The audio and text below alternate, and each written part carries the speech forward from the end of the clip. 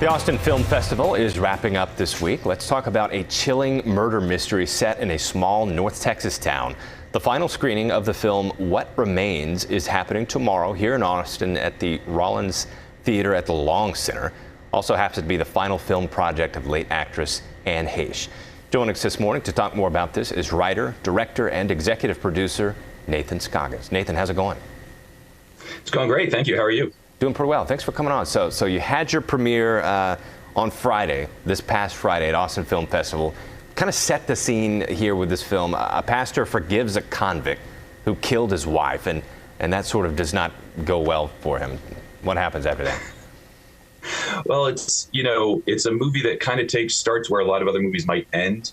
This pastor sort of has this eulogy moment at the funeral for his dead wife, where he chooses to forgive the convict who murdered her, and then we cut to 5 years later, and the convict basically returns to town to understand why that happened. What the pastor did gave him a lighter sentence. It gave him a chance for a different type of life, and he doesn't understand why.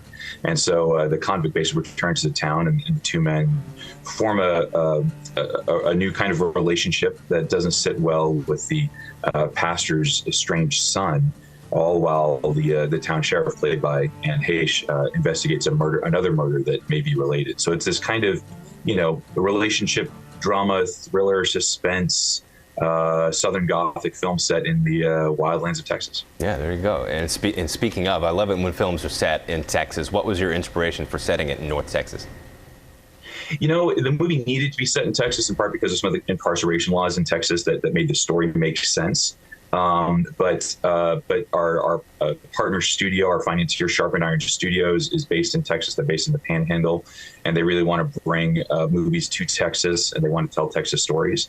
And so it was this kind of convergence of agendas where, also, look, Texas is beautiful, and being able to shoot sort of out. We shot a lot out in the farmlands and the plainlands, and just to have that cinematic vista. I actually shot it 2, 3, 4 widescreen because I really wanted to capture the bigness of Texas and sort of framing this little sort of intimate drama and story against sort of these a really cinematic landscape. So I was thrilled, and to be honest, the Texas hospitality, I can't say enough about it. People will welcome us into their homes and welcome us into their spaces, and I'm really excited to bring more stories to Texas because I think it's just I think there's so much potential. Yeah, definitely. It's a beautiful place. So I don't know if there's a connection here. I noticed that you also wrote and directed The Least of These, which also sort of dealt with faith and religion, kind of centered around a priest. Is that sort of a common theme in your writing? Yeah, I think there are some filmmakers who are faith-based, and that means something. I don't think of myself as a faith-based filmmaker, but I do think of myself as being really interested in faith. And I think especially in faith, what it means to live out a life of faith. This pastor, played by Cress Williams from Black Lightning, at one point his son confronts him and says, why, how can you forgive this guy? And Cress says, I can't, but what choice do I have?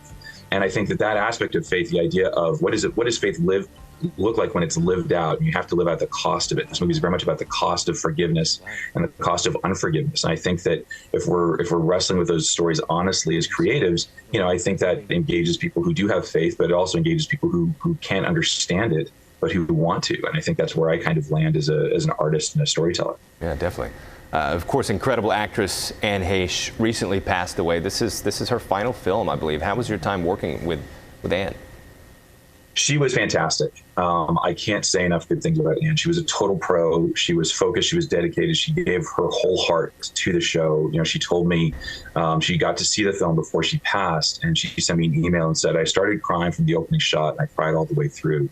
And I think that's a really great example of how Anne lived her life. She was full-hearted, and she certainly brought that to our show. Our crew loved working with her. We had so much sentiment for Anne. If you watch the movie, which people will be able to do very soon, at the end, we have this beautiful moment where we all gathered around a piano and sang Amazing Grace with her. And she's in the middle of our group, just crying and singing and full of joy. And that's kind of my lasting memory of Anne. And I hope that the movie is an opportunity for people to discover her. A lot of times she can get her work was overshadowed by her off-screen stuff. And hopefully this movie is a part of recentering the focus on her talent, which was formidable. Yeah, that's amazing. Well, to wrap us up here, when can people see this? How can people see this? I know you said it's getting a theatrical release in a couple of months, but as far as the Austin Film Festival, when can people see it? It's screening Thursday night at 6 p.m. at the Rollins Theater, and then we're just announcing it today. It's starting to get out. We've been picked up for theatrical distribution, so we're actually going to be screening in theaters around the country in about 20 markets starting December 2nd. So we're hoping to be able to have the film screened in Texas. We're going to do a big premiere in Amarillo on December 1st. And so hopefully people will be able to see it very soon. Nathan, thank you so much. The film is What Remains. We appreciate you. Thanks so much. Appreciate the time. Thanks.